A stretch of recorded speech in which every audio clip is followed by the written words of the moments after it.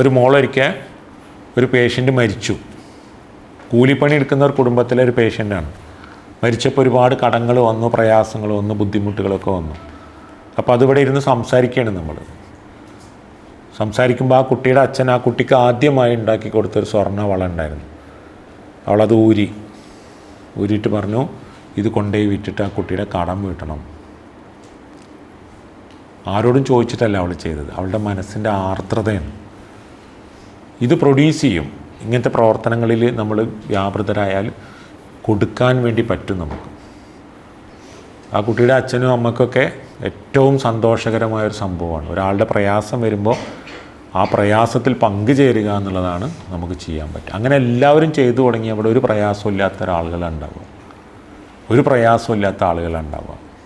നമുക്ക് ചെയ്തുകൂടെ? ഞാൻ പിന്നെയും പറഞ്ഞുകൊണ്ടിരിക്കുന്ന കൊതിയോണ്ടാണ്. നല്ല കൊതിയുണ്ട്. നിങ്ങൾ ഓരോരുത്തരും ഓരോ പ്രപഞ്ചമാണ്.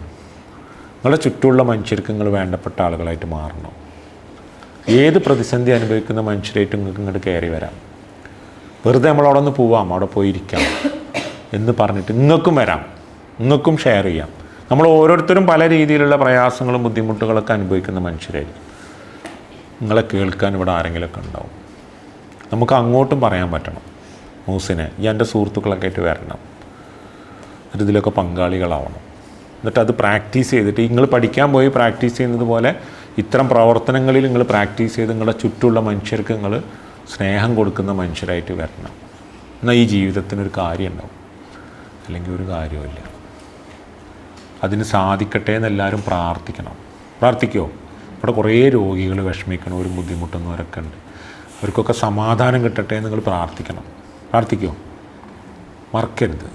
കുറേ പാവപ്പെട്ട മനുഷ്യർ ക്യാൻസറായിട്ടും കിഡ്നി പോയിട്ടും ഓർഫൻ കുട്ടികളും വിധവകളും കണ്ണീരൊഴിക്കുന്ന കുറേ മനുഷ്യരുണ്ട്. അവർക്കൊക്കെ വേണ്ടി നിങ്ങൾ പ്രാർത്ഥിക്കുമോ? മറക്കരുത്. ഒരു അപേക്ഷയാണ് നിങ്ങളോടുള്ള. ഞാൻ എൻ്റെ മക്കളോട് പറയും പോലെ പറയാൻ, പരസ്പരം പ്രാർത്ഥിച്ചുകൊണ്ടേയിരിക്കണം. പ്രാർത്ഥിക്കാമല്ലോ നമുക്ക്, അല്ലേ? പ്രാർത്ഥിച്ചൂടെ? അപ്പോൾ എല്ലാവർക്കും നല്ലത് വരട്ടെ.